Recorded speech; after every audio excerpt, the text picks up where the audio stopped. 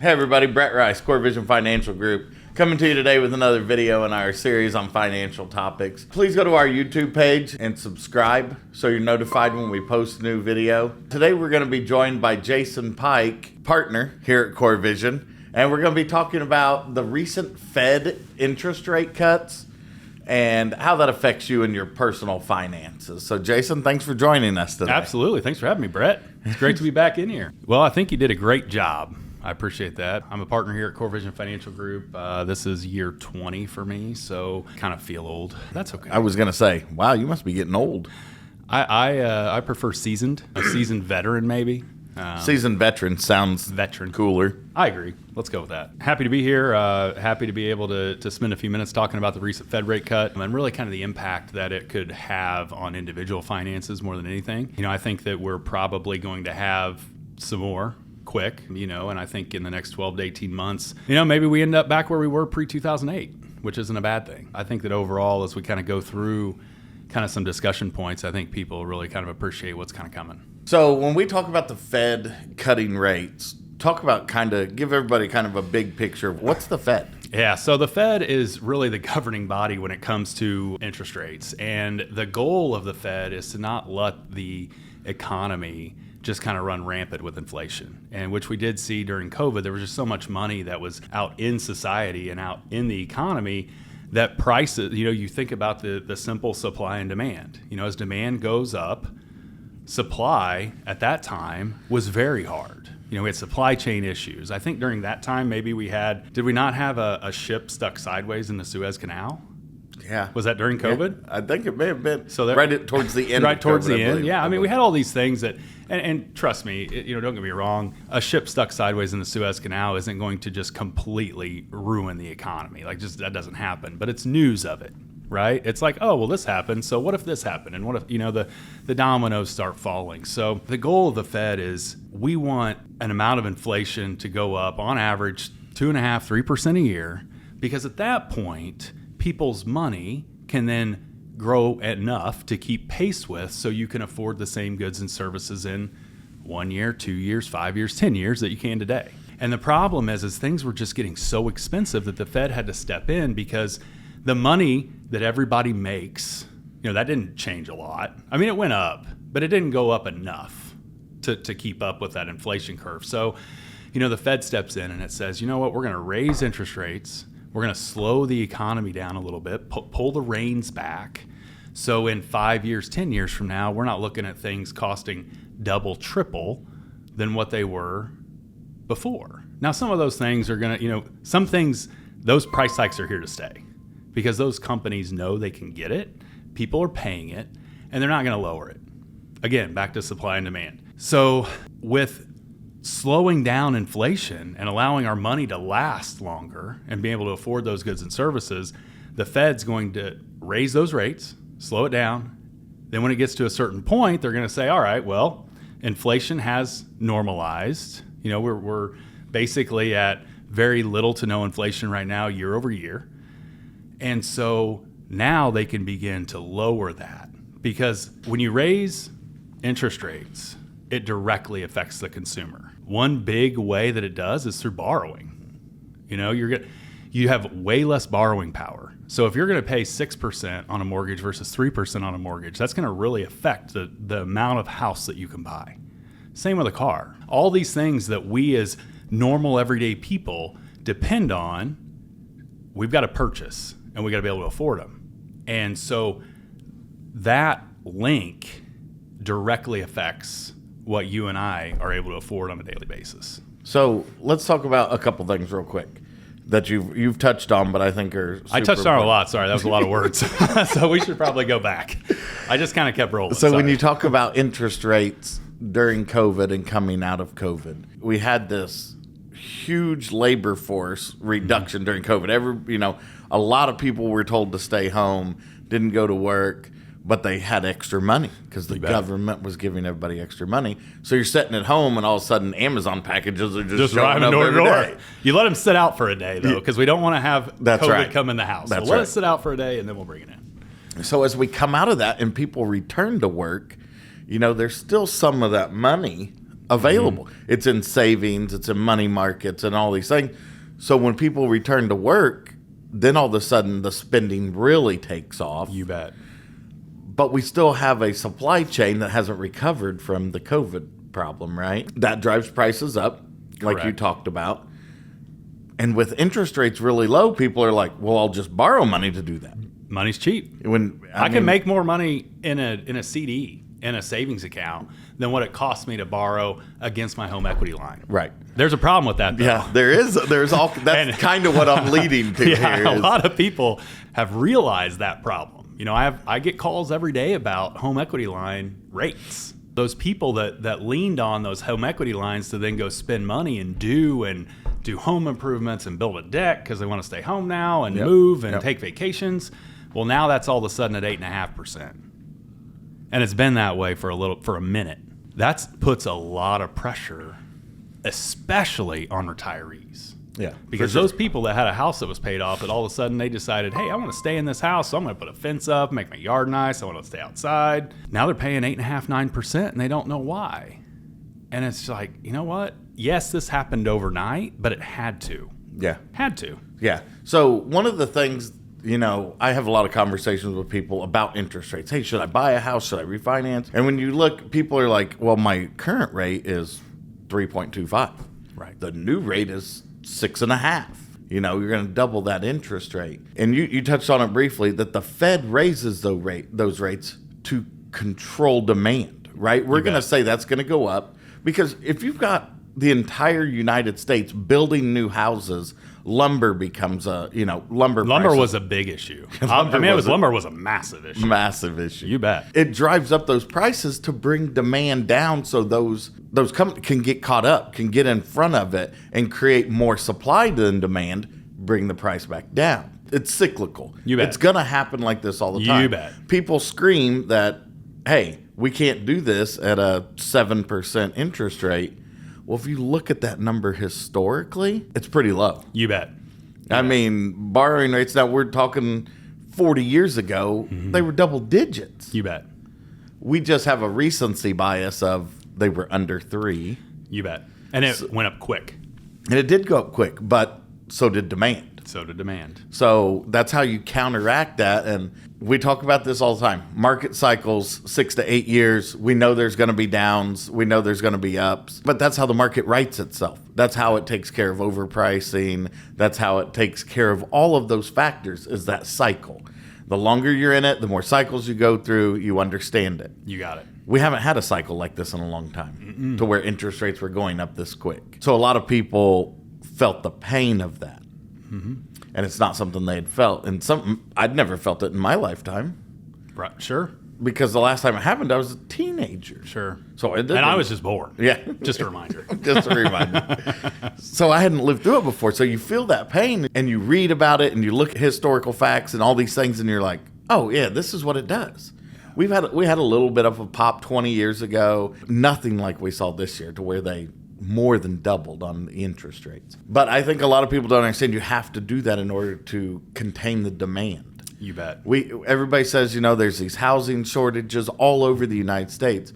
But if you think of the size and scope of that demand, if you have, just say the lower 48 states all building at these rates, the resources that they're consuming, even through labor, right, drives up labor costs because now all of a sudden you need construction crews everywhere. Yeah. So those guys can easily say, hey, I need a $5 an hour raise. Right. So that cost goes up. All affects the bottom line. Yeah, all of it does. And it's a huge cycle, and we have to go through it to right those prices. We can't, as an economy, stay at 2.5% interest rates forever because the resources can't stay up with it. Sure. And then that drives the price up. And then people can't afford it. And that's kind of the natural portion of it. But what you have is a larger separation of the haves and have-nots. Correct. Right? So you got to control that as well, too, because there's a portion of the base, the consumers, that get priced out by inflation. Correct. And they're priced out and never to be priced in again. That's what we're going through now. Yeah. You see those prices in the grocery store of stuff, and you're like, when did a gallon of milk cost? When did that go up to this? When are eggs this? Like, just their basic consumables. Like, we're not talking about going to the grocery store and feasting, like going and filling a cart with steak and Have hamburgers. you filled a cart at the grocery store? No, you can't. You physically can't, because things cost so much that if you fill the cart, your card's going to get declined. It's pretty crazy. It is. But, I think my point is that's cyclical. And It we is. have to, but those cycles are necessary You bet. for the market to right itself. You bet. And it's a good kind of transition into talking about kind of where we are in the cycle, right? I mean, you mentioned the cycle, and I hear it from clients all the time, like, well, the economy stinks. And I'm like, in what regard? Like, how do you feel? What are your, do you hear this and it's just, I want to believe it? Or is it always like that? We're just naturally negative minded people? The economy, I think, my opinion has been extremely resilient, especially this year. We're meeting with clients that pretty good double-digit returns. Yeah. They're not mad. No. That's great. But I think we have to be careful. And because right now we're kind of on the bottom of the cycle, and we've got to get back up there. And sure, that's a 12, 18, 24-month window, 36, 2 to 3 year window maybe. How do we think about the economy being in a bad spot when the market's at all-time highs? Yeah. That's a tough thing to think about, right? And Unemployment is still historically pretty low. pretty low, not where the Fed would like it. Yeah. The Fed would like unemployment higher. Yep. They've been there are two main things that go into recession. A lot of people don't realize this. One being negative GDP, negative growth quarter over quarter, 2 consecutive quarters. The other has to do with jobs. And that's why, even though a couple years ago we had 2 negative quarters of GDP back to back, we technically were never in a recession, because the job market was still so strong. So when you have a strong job market still, you have equities at all-time highs, but you have a market that's on the bottom side of this swing back up of the cycle. I think we have to be careful with next year, and I think that a lot of people are talking about next year being a recovery year. But we got to be careful with that, because what I feel like is that, and I'd like your opinion on this too, my opinion is a lot of next year's growth is priced in now. I don't know what that number is, but the market always trades ahead. That's why you can't ever really just time it and beat it constantly, consistently. So, I think we need to be really careful. I think that we could, even though next year is considered a recovery year from an economic standpoint, that from a market standpoint, a good chunk of that's priced in. And I would be extremely happy with the 90 plus year average of 7.5% roughly at this point. Get these gains in there. We got this recovery. We've already experienced it in our accounts. Now we'll just enjoy it from an economic standpoint. Yeah. That's my opinion. I don't know what your thoughts are. No, I 100% agree with you that looking forward, right, the market, we say, kind of bakes in stuff from the next 6 to 18 months. You bet. Because you hear all this talk now of, hey, our forecast looks good. So we're pricing that in now, because in 6 months, the forecast may not be so great. Right. The economy's still going good, but all of a sudden the stock market could start coming down. Sure. Right? The stock market's going to be a leading indicator on that a lot of times. Exactly. So I think there is a lot of truth to what you're saying, and, setting the expectation with clients that, hey, look, we're looking for 6.5%. We build retirement plans on 6.5%, average annual return 6.5%, we think is something that we can get, right? Conservative. Something we want. We want to be conservative. 4% retirement withdrawal, 2.5% inflation, 6.5% is what we're looking at banging that out every year, right? Mm-hmm. So if you do better, more money is not a problem. Right.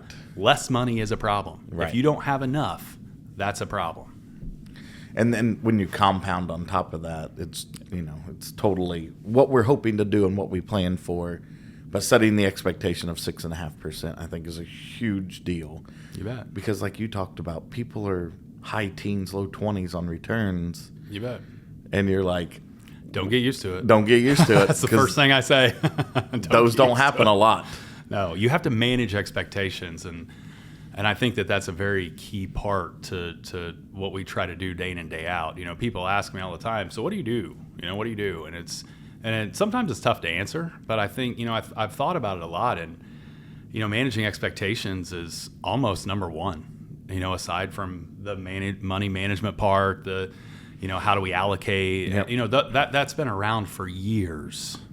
Right? We just try to fine tune it and make it more efficient. All right. So when the Fed cuts rates, how should consumers react to that? Like, what's your best moves when interest rates start moving down? Great question. A couple things. Depending on kind of the outlook of what we're dealing with and how long we could expect rate cuts, there are a couple things that consumers can do. One is check your mortgage rates. If you're in a fixed mortgage 15, even if you're in a 7-1 ARM, like a variable after 7 years, you really kind of want to keep tabs on those mortgage rates and see when you might be able to refinance. And just from a looking out standpoint, where that lands, we don't know. We have best guesses. But I think that's one main area where people can really kind of save money in the long run, is being able to go ahead and lock in at a 15 or 30-year fixed mortgage at a lower rate. So if you purchased a home in the last couple of years, probably a good idea to watch that. Secondly, with that, home equity line rates, I say this all the time, and it's just what it is, but banks are not in the business of giving free money out. Right. That's not how they work. And so one thing is to be proactive with a lot of those variable home equity line rates. Talk to your lender. It's worth a phone call. Hey, have these home equity line rates come back down since this first cut? And if they say no, okay. But when there's another one, call back. You have to be proactive with lending and banking. It's just what it is. Yeah, they're not going to call you. They're definitely not going to call you. No. You need to be proactive. You need to be involved in your personal finances and say, hey, this is important. It is costing me money. Is there a way I can reduce that the you amount really it's costing me? Ultimately don't have to spend once you get a refi. I mean, there's an option there. Sure. So, and that option may not be today. It may be 6 months from now, it might be a year from now, it might be 18 months from now. But the idea is that there is going to be an opportunity. Yeah. It's going to happen. Yeah, because we're kind of at the first step of this. Hey, let's have this conversation. Let's be thinking about it. Let's do some research and say, hey, at what point does it make sense for me to do this? If they make 2 more cuts and all of a sudden we're looking at they've cut interest rates by a full percent, okay, maybe we need to have that serious conversation with our mortgage broker, start looking for new credit cards that maybe, hey, my credit card isn't lowering its rate, but there are rates out here lower than mine. You bet. Balance transfer, balance. Yeah, all those things. Having those thoughts and those conversations. Yeah, and if anyone listening to this has questions about that, just give us a call. Shoot us an email. We have Brett's gonna talk about how to get in touch with us at the end. So just a simple, there's no dumb question. Because ultimately, this is something that can affect the rest of your life, depending on where you're at in life. So, it makes a big impact. In that regard. And I mean, the mortgage is just a piece of it. You put the mortgage there with some credit cards, maybe an auto loan refinance. Next thing you know, you're like, oh, across these things, it's 3.5% I just saved. Yeah, and now it's all this, and you equate that to real dollars, and you equate that to $500 or $600 a month. Yep. Now you can fill the grocery cart. Yep, that we talked about earlier, for sure. It's just trying to figure out how you can take advantage of those opportunities that are in front of you versus just kind of letting them go. Because like we talked about, they're not going to call you. Yeah, for sure. You have to be proactive and you have to take control of your personal finances because no one else is going to do it for you. Right, for sure. I was just getting ready to say that exact same phrase. Yeah. This is it's your responsibility. You bet. You are responsible for it. Let's be a good steward. It's called adulting. We don't like to do it. But it's necessary. It's very necessary. Let's talk about, there are pros and cons to reduced interest rates. Yeah. Pros, lower financing options. Cons, lower savings rates. The negatives are going to be more for the Dave Ramsey people. Yeah. The Dave Ramsey followers of pay cash and do this. Now, that's obviously worked in the last couple of years, but overall, you got to kind of be careful with that. And I'm not trying to say don't listen to Dave Ramsey, but what I'm saying is that Dave Ramsey doesn't know your personal situation. Yep. He's trying to help a broad group of people, and that's great. But at the same time, those savers, those people that pay cash and then save and save and save and save, what they're used to getting in money market rates right now at almost 5%, 4.5%, CD rates, where they're like, oh man, this is great, let's lock this in. The problem is those are going to continue to go down. Yep. And ultimately, I talked briefly about pre-2008 numbers earlier. And when I first started in 2004, money market rates were at 4% flat. I can deal with that. Money market rates at 4% are not a bad thing because we're outpacing what? Inflation. You got it. We're at least keeping up with it. So I'm okay with that. So let's get back to pre-08. We have 4% money market rates. We have, high threes in the CD market. That's a fine place for your fixed income bucket.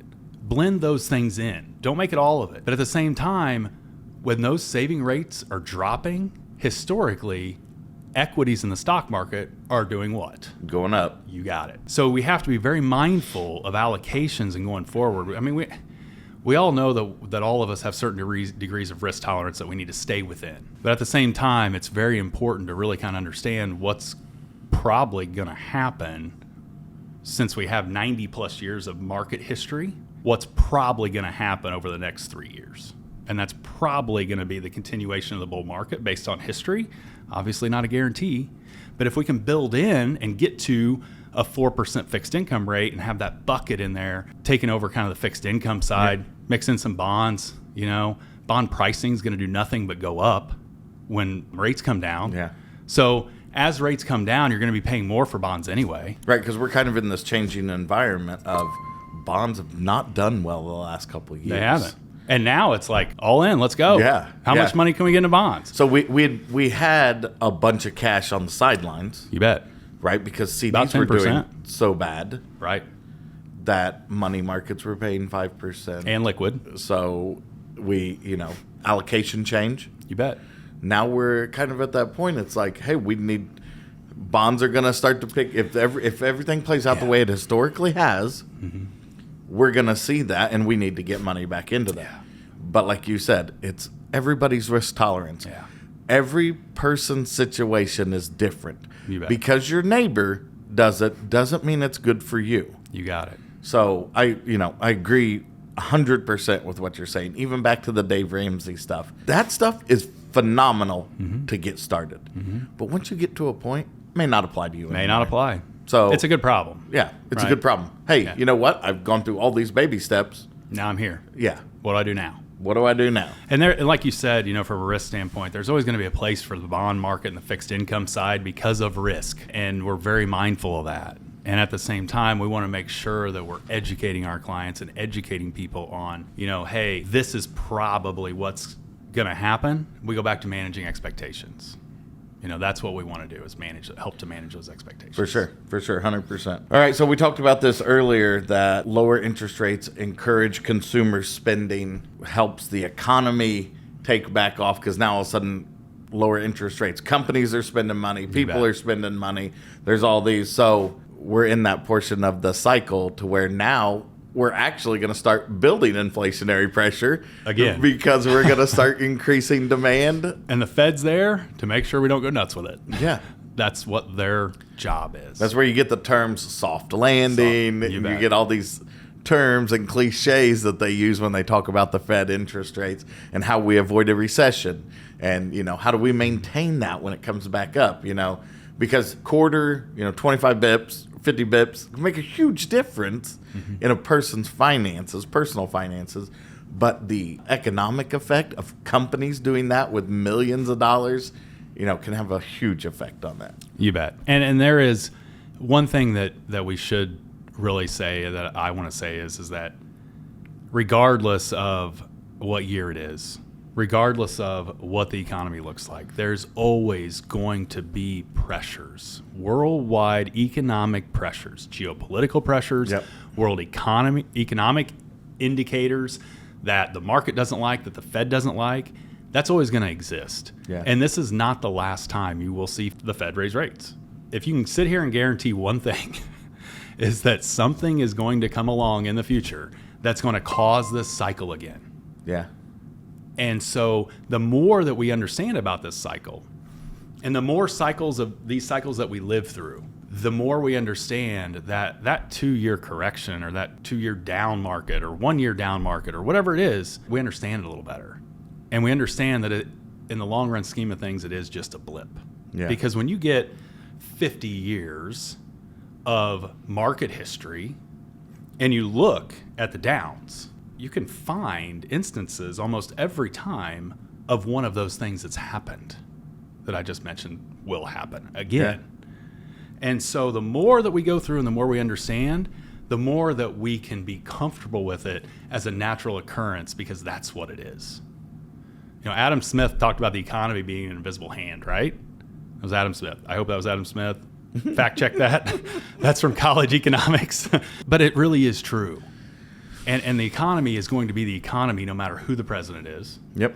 No matter what Japan does with their interest rates overnight on a Sunday to cause a 1,000-point down market day on the Dow the next day. I think it was 700, but who's counting? Those things happen, and some of those things happen, and the normal consumer that doesn't do this for a living, they don't hear about those things. Yeah. And that stuff happens all the time. And so we've got to condition our minds to be okay with that. And we got to condition our minds to think in terms of percentages and not dollars. And if we do that, then we can be comfortable with those moves. And we can expect those the next time they happen.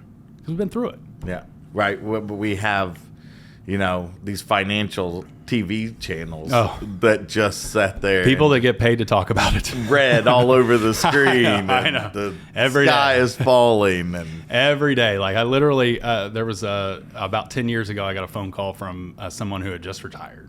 And he and his wife retired at the same time. Probably not the best idea, but okay. They retire at the same time, and every morning they literally sit in front of the TV and watch the market until noon, 1 o'clock, sometimes even longer. And then you end up in times where the market's going down, and they call me and like, what do we do? You know what my answer was? Go enjoy retirement. Yeah. Don't, like you pay me to worry about it. I'll worry about it. There's no reason for you to. I have you in a situation, in a setup that is perfect for your situation right now. And if we need to change it, we'll change it. And you know what? That's just the truth. You work so many years. Why work all these years to worry about it? Work all these years to enjoy it. For sure. Got a question? Call. Yeah. Don't sit there and watch it all day. Don't sit there and watch it all day. Like you talked about it earlier. If you watch every up and down, every blip, you're going to constantly be worried about it. We're negative-minded people. But because you're looking at a very small window, drag that out a little bit, and you're gonna see it's like this. Mm-hmm. But there's gonna be a lot of the ups and downs, a lot of the movement. But that's what markets do. They react to news. Otherwise, it would be a bank. Yeah, they react to news. A bad quarterly report. Hey, oil embargoes, oil taxes. Production. All of that makes the price of oil all over the place. I would guess that if we looked at a chart of the last 50 years of oil prices and equity prices, that you're going to see probably a lot more volatility in the oil prices. Oh, for sure. I mean, that's an educated guess. And I think that, as the broader market, when you take a look at the broader markets and you can expect the 6.5 that we talked about earlier, based on some allocations, it's just one of those situations where we want to be conservative about it. We want you to be comfortable with it as a client because we know that we are putting you in a better spot than if all this money was in the bank. We know that. Yep. Legally, I can't sit here and guarantee you that.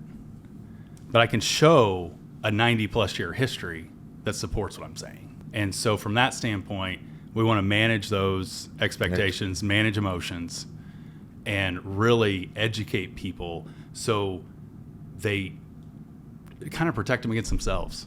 For sure. I have to do that with me, my own self sometimes, and I do this for a living. Yeah. It's natural, it's normal. Yep. And it's just what it is. For the people who can embrace that versus be very just put off by it or distanced from it, or I don't want to deal with that, those people are the people that are going to be okay ultimately. That's with the education expectations. That's what we're trying to do. What would you like to say in closing? I think it's been a great conversation. Yeah. It's been good. We talked about, we get all wound up. We get wound up and just keep going, and it's great. There's a lot of words in this, so but it's good. It's good. I think that at the end of the day, be a proactive person. This is the easiest thing to put on the back burner. The easiest. It doesn't involve your health. Yep. It's not an immediate thing that has to happen. You're like, I'll worry about that later. You got to be proactive because you can never, ever, ever get time back. All these other things, you can save more money, you can pay more on debt, you can work harder, you can work more hours, you can work less hours. All those are variables. Time is not a variable. Yep. Time is fixed.